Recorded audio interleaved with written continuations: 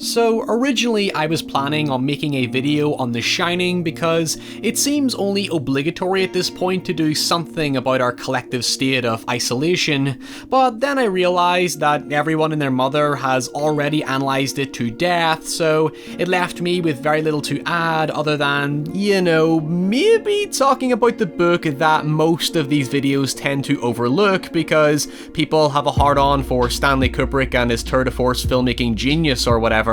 But even that proved futile because Dominic Noble already nailed the comparison between the book and the film so perfectly, and that even includes his review of the forgotten 1997 miniseries developed by Stephen King as a response to his infamous loathing of Kubrick's auteurist 1980 version.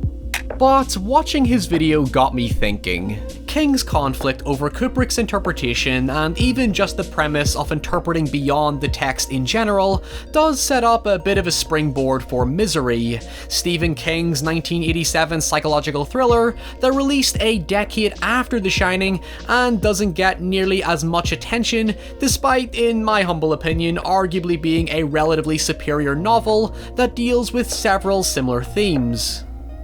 Like I've said in all my Stephen King videos, what makes his horror so compelling and tangible is how it intertwines with the human side of the story. When you strip away all the supernatural shenanigans, you could say the likes of Pet Sematary, for example, is more about the parental fear of children's safety and mortality, which is then extended into It, which deals with domestic fears like stranger danger in the context of a coming-of-age tale about responsibility and disillusionment, and then you have the broader societal commentary of something like The Outsider, which explores mob mentality and the perception of guilty until proven innocent.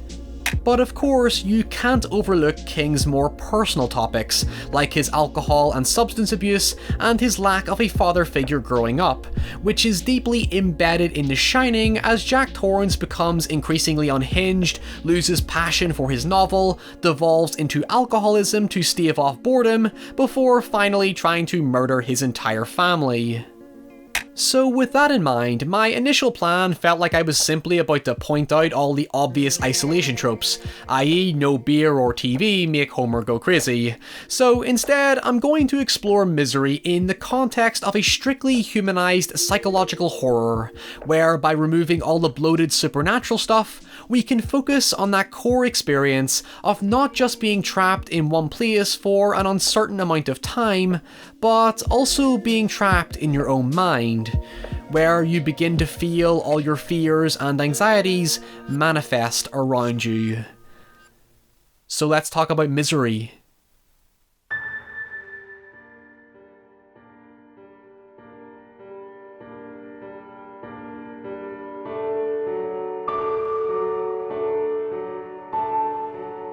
It's easy to reduce Misery to, well, a lighter, more intimate version of The Shining, but without all the hokey supernatural stuff.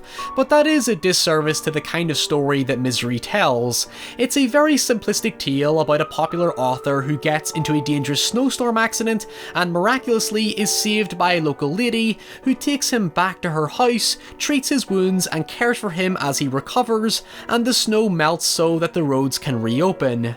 However, she's also his biggest fan, which means she is a crazy bitch and goes into temper tantrums when things don't go her way. They just cheated us! This isn't fair! He didn't get out of the cock-a-doodle car!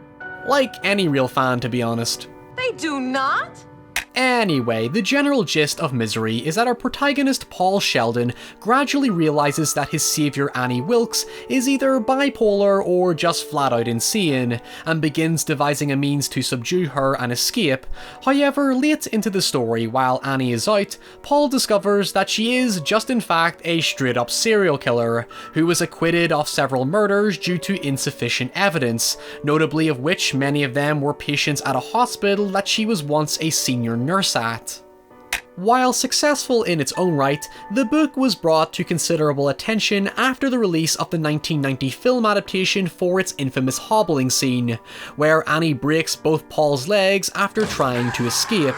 Yet the film was ultimately much tamer than the book, which takes a shockingly violent turn when Annie instead cuts off Paul's foot and cauterizes the wound with a blowtorch, and later on even cuts off his thumb for refusing to tell the impatient Annie how his new book ends. Since the story is now pretty famous, the killer revelation is really no surprise, but there is a strong emotional reason why it keeps Annie's behaviour abrupt and ambiguous for the first half of the story.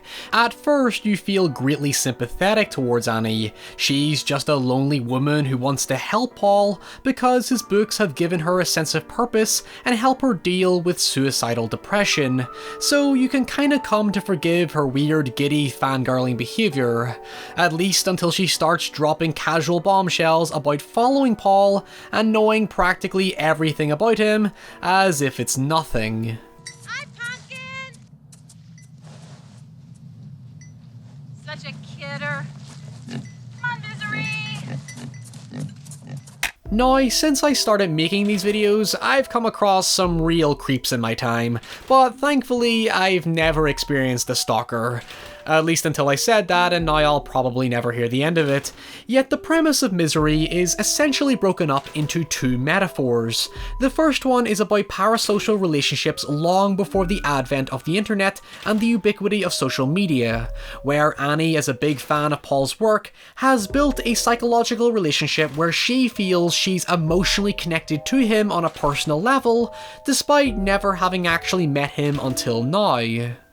The thing was, Stephen King initially developed the story with this inherent creep factor in mind, and it gradually morphed into a broader critique of fandom. Paul Sheldon is basically a manifestation of how King felt at the time of writing the novel. To diversify his writing and develop something that his kids could read, in 1984, King released a fantasy novel called The Eyes of the Dragon, which, despite receiving positive reviews from critics, was largely panned by his fanbase, who were critical of its absence of horror elements. As a result, King channeled his frustrations of feeling trapped with the label of horror writer into, well, a horror novel. One that is both figuratively and very literally an encapsulation of his inability to feel free to write what he wanted and appease an entitled fanbase who subconsciously felt like they controlled him. I never said that I was a horror novelist. I never said that I was a suspense novelist. I never said I was anything except a guy who writes books. And who any labels that go on me, I don't accept those or reject those. Now, I've always been openly critical of many fanbases that turn very toxic and entitled because it creates this perception that a creator owes their fans something because they supposedly made them who they are. It generates the idea that the creator would not have the success they have without the loyalty of their fans. It's one thing to be grateful of your fans, but it's another experience to feel controlled by them. Misery begins by having Paul finish the last installment of his best-selling romance series where he kills off the titular character Misery, to which, after Annie reads it, deprives him of painkillers, food and water because she's livid at his actions and it doesn't fit the narrative that she wants. It's an aggressive yet interesting metaphor. On the one hand, Paul is trying to understandably move away from the thing that made him so successful because it does not creatively fulfill him and makes him miserable. Yet, on the other hand, because Annie, as the embodiment of his fanbase, hates it, he's deprived of a living, as if he no longer deserves anything. It's a cutthroat relationship that results in Paul reviving the character and essentially pandering to Annie just to keep her happy. But even then, she still chastises him for plot details and things that don't fit what she wants. But she doesn't even know what the hell she wants. Paul ends up stuck between a rock and a hard place because even when he listens to her suggestions, he isn't right, and when he tries to deviate, experiment, or adapt anything, she just wants the same thing that came before. That's the inescapable truth about being a creator for an avid fanbase that basically worships something. The crazy fans, I'm not going to point out one specifically, Star Wars, love having absolute ownership of a property, but they don't like having accountability for it. So it becomes impossible for the creator to satisfy everybody. Keep it the same, you're criticized for being derivative and unoriginal, but if you change it, you're criticized for those changes. When you keep this in mind, Misery transcends beyond simply a man trapped in an obsessed fan's house forced to write what she wants. You are actually in Paul Sheldon's head. You are experiencing his version of misery firsthand. It's a kinda love-hate relationship because there's this really twisted idea that his work technically saves him because a loyal fan was following him and able to help him, and the reason she has a purpose is because his work gives her so much meaning to comfort her. Heck, if you even want to double down on the metaphor, the sheriff looking for Paul begins reading the books himself, and upon discovering Paul, Annie kills him, as if it's an allusion to gatekeeping fans who refuse to let anyone else share in the magic. Fandoms are like religions, the very sect cult type who treat these imaginary works of fiction as their gospel, because, like I said, it gives them purpose. However, this being Stephen King, if you put aside the fandom critique, Annie begins to manifest as something even more horrific. So it's worth establishing that the conclusion of the book is much more tragic than the film.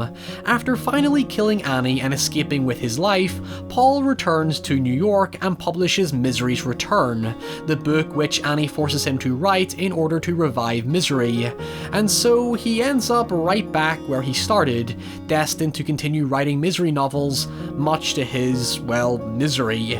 But he also suffers from post-traumatic stress, with frequent horrible nightmares about Annie, withdrawal from the abundance of painkillers she gave him, and he even becomes an alcoholic struggling with writer's block. So despite surviving, Paul's life has just gotten much, much worse. And while it does conclude with him finding inspiration for a new book, he's still consumed by his trauma, even if he plans to channel that into his next work of art. The film, on the other hand, is a little more basic about it. Paul comes home, has nightmares about Annie, but he seems to be coping okay, and is able to publish a potential career-changing new book, so it kinda undermines the central themes. The film isn't bad, it's just really surface level with the material, if indeed it's at least faithful with it. But it ignores this underlying subtext presented more outwardly in The Shining. You could argue that Annie is not just a manifestation of fandom, but an allegory for King's own illnesses. So there's not much point in me going too deep into this because it is handled in The Shining already, so I don't really have much to add to the whole theme of alcohol and substance abuse. But anyway, when Paul is about to write his book, he isolates himself in a hotel until it's finished and completely consumes himself in his own writing and thoughts. Once you apply things like alcoholism and substance abuse to it, Paul's journey is partially about self-destruction. Sure, I don't think the story alludes to this is purely my own reading of the material, but it becomes much more harrowing when you start to connect the stresses and expectations Paul is experiencing as a writer with his own self-loathing and frustrations about wanting to escape a situation he put himself in, that being writing books that have no purpose or quality to him. I guess to encapsulate the whole idea in one go, you could say Paul sacrifices part of himself mentally, emotionally, and physically to a book that gives him no fulfillment so that it can give purpose and fulfillment to others. He's somewhat hit a compromise. Paul is fighting with himself as much as he is fighting with his fans, and in the end he finds his inspiration to pursue something that's all for him, thus relieving some of his misery. So that's essentially my takeaway from it. I think Misery does not get as much acknowledgement because it is presented so simplistically and embeds its themes quite subtly that it looks quite surface level until you start to dig deeper into the story.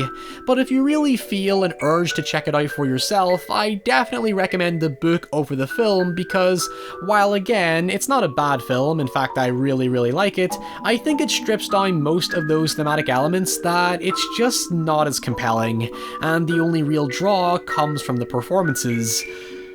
But I gotta be honest, I really don't like Kathy Bates in the film. By the way, the video is over now, you can click off, but I'm going to say this anyway. I think Kathy Bates fits the character fine, but I think her performance borders on cartoonish and devolves into cliched psychopath, and it just becomes distracting from all the nuances of the story. I mean, I thought James Caan was far superior and deserved the Oscar much more than Bates. In fact, I'm surprised not many people talk about his performances because he felt like a genuine character. His comedic timing and delivery are excellent, and he balances his sarcasm and deadpan demeanour with a great sense of distress and fear that manifests much more prominently in the novel overall. But dearie me, I'm just rambling now, so stay safe and I'll see you all very soon. Bye!